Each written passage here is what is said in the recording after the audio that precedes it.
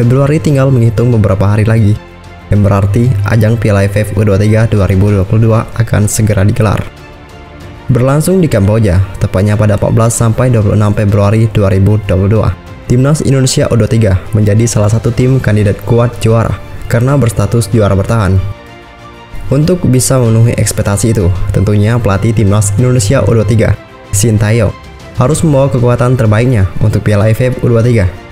Posisi penyerang lantas menjadi sorotan, lantaran banyak yang menilai lini depan menjadi faktor penting dalam kesuksesan Garuda Muda di ajang tersebut. Untungnya Sintayong tak perlu pusing lagi mencari striker andalan, lantaran ada beberapa penyerang yang menjanjikan yang bisa menjadi pilihan utama pelatih asal Korea Selatan itu di Piala AFF U23 2022. Lantas, siapa saja mereka? Kita awali dengan yang terakhir, yaitu Alfrianto Nico. Persija Jakarta memiliki pemain depan yang menjanjikan, yakni Alfrianto Nico, pemain berusia 18 tahun itu. Disebut-sebut sangat menjanjikan karena kehebatannya dalam membobol gawang lawan. Nico sendiri pernah dipanggil untuk membela timnas Indonesia U18. Bahkan ia sempat dipanggil Sintayong untuk mengikuti pemusatan latihan TC bersama yang dihelat di Turki pada Desember 2021 yang lalu. Kemudian Hanis Sagara.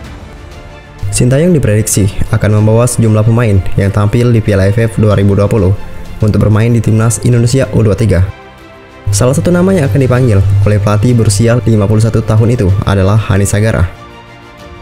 Mungkin Hanis jarang bermain sebagai starter di Piala AFF 2020 karena kalah bersaing dengan beberapa seniornya. Namun di timnas Indonesia U23, kesempatan bermain Hanis akan semakin besar. Kemudian yang ketiga, Bray Fatari.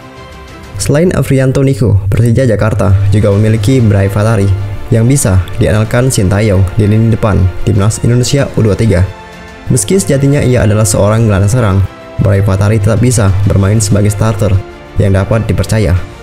Bray Fatari sendiri sudah cukup sering bermain di timnas Indonesia U19, dan kini sudah waktunya bagi pemain macan Kemayoran itu membela skuad U23 di ajang Piala AFF U23 2022. Kemudian yang kedua, Taufik Hidayat.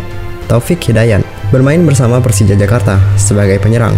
Di musim ini, ia bisa dikatakan kurang beruntung karena belum mencetak gol sama sekali dari 14 penampilannya di Liga 1 2021-2022. Tentu hal itu akan menjadi pertimbangan Sintayong apakah akan memanggilnya untuk Piala AFF U23 2022. Namun sejatinya, ia adalah seorang penyerang yang cukup menjanjikan.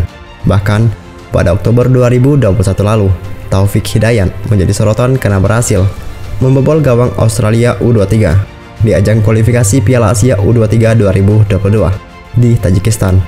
Kala itu penggawa Persija Jakarta tersebut memang menjadi salah satu andalan pelatih Sintayong di timnas Indonesia U23. Dan yang pertama yaitu Ronaldo Kuate.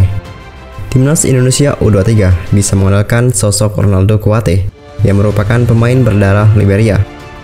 Berposisi sebagai penyerang, Ronaldo Kuate meneruskan perjuangan sang ayah Roberto Kuate yang dulunya juga pesepak bola profesional.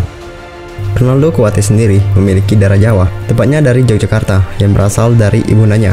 Karena ibunya itu, Ronaldo Kuate kini bisa bermain dan membela timnas Indonesia. Sebelumnya Ronaldo Kuate sempat menjadi perbincangan karena tampil apik saat bermain bersama timnas Indonesia U18. Penggawa berusia 17 tahun itu memiliki segala kriteria untuk bisa menjadi striker andalan timnas Indonesia U23 di Piala AFF U23 2022. Bagaimana menurut kalian? Silakan tulis di kolom komentar sekarang juga.